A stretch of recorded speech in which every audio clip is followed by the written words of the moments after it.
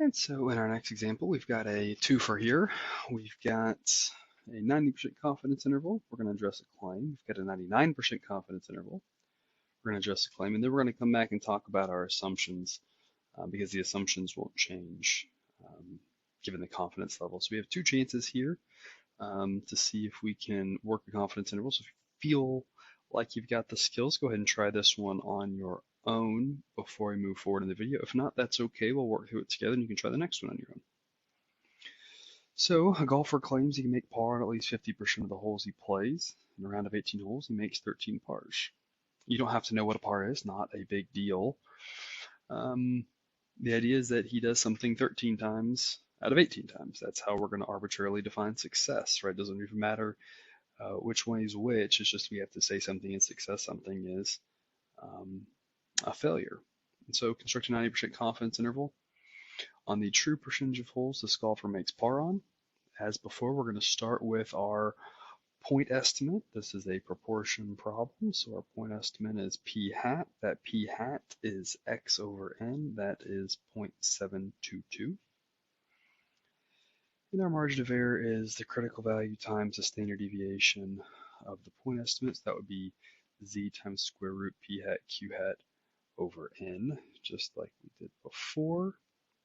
And now we are given a confidence level that's 90%, so we have to make sure we plug in the right critical value for z, and that critical value is going to be 1.645. Now notice we talked before, we said that the critical values, of course, are plus and minus. That is accurate. When finding the margin of error, you just have to do the positive one. There's no need to do the negative one. That's because when we build the confidence interval, we will add and subtract. We'll do the plussing and the minusing, so to speak.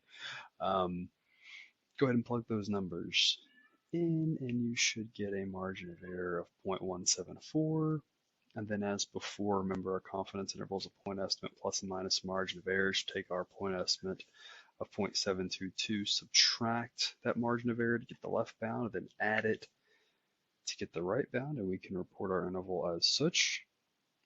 And as we did last time, we can go ahead and write out our sentence. We are 90% confident that this interval contains, remember we need a parameter word, we need what metric we're using, and we need a context of the problem. So we're 90% confident the interval from 54.8% to 89.6% contains the true, that's the parameter word, par, that's the context of the problem, percentage, that's what metric we used for this golfer. Notice in this one I did go ahead and convert from decimal to percent, so I wrote the word percent rather than proportion, just trying to keep all my ducks in a row there.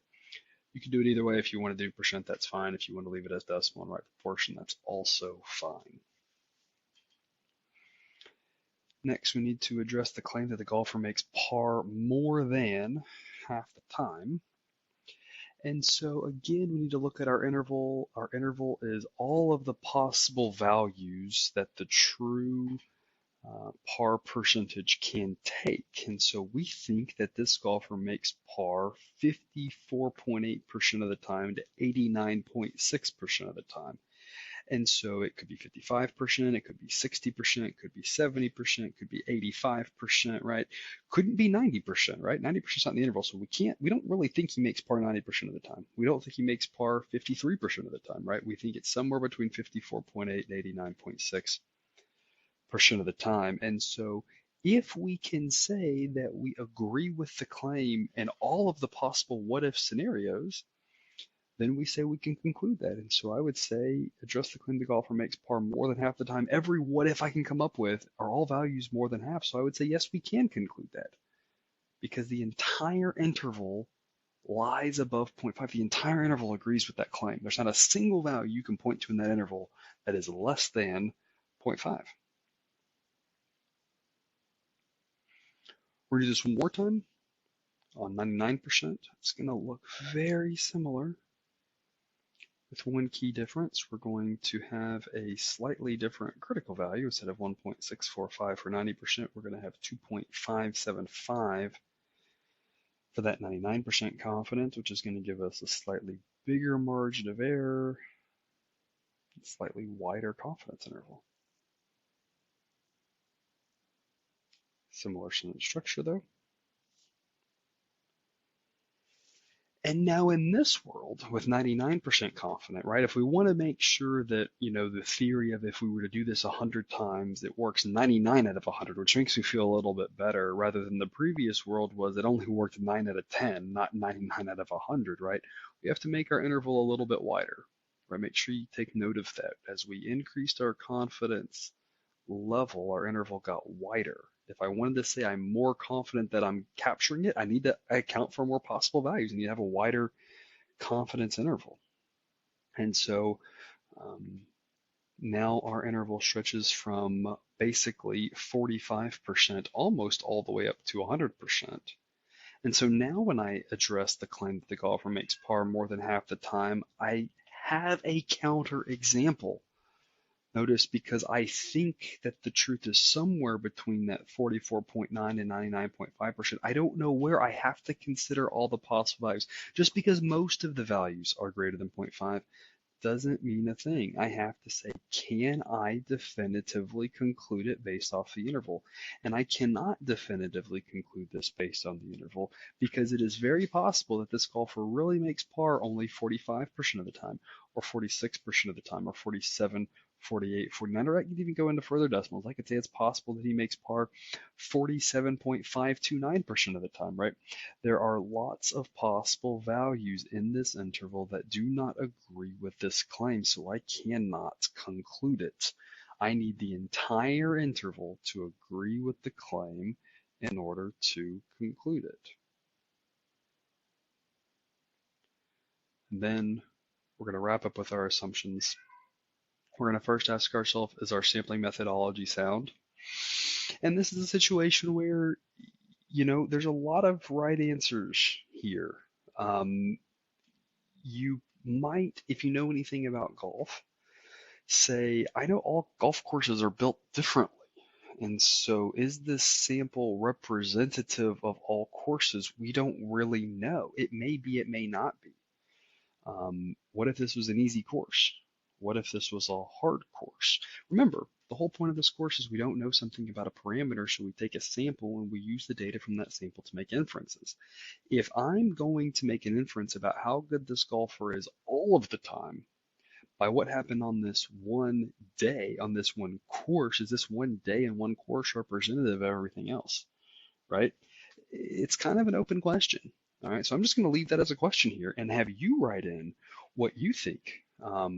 Do you think the sampling methodology is sound? Would you say that this is representative or not? Maybe a situation where we need more data, right? We need to know what the weather conditions were like, what kind of course this was. Does this golfer play lots of other courses that are harder or easier? Lots of things you can talk about here.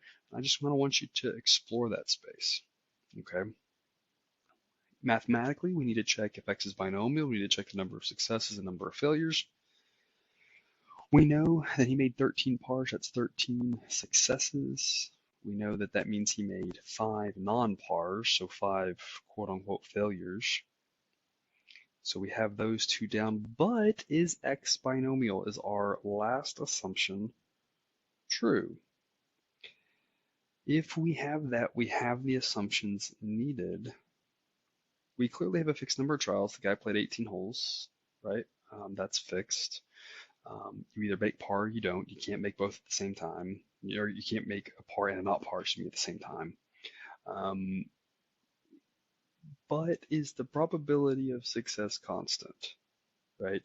And if you've played any putt-putt or any real golf, you know that all the holes are different, right? Some holes are easier than others. And so this might be a case where I would say the probability he made a par on the first hole is different than the second hole, is different than the third hole. I don't have to know which one's easier. I don't have to know which one's harder, any of that. I just have to say they're not all the exact same. This isn't flipping a coin where it's the same thing every time. It's not shooting a free throw where there's nothing different happening each time. Holes on a golf course, holes at a putt-putt course, all of these things are different for each one. And so I would say I'm not sure if the probability of success is constant from hole to hole, right?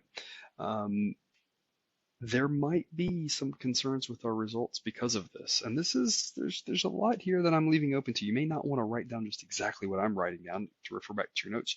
You may want to also write in kind of what your take would be. How would you write this out, right? Because you can't be successful on the test if you come and you answer my question with questions. You have to kind of take a stand.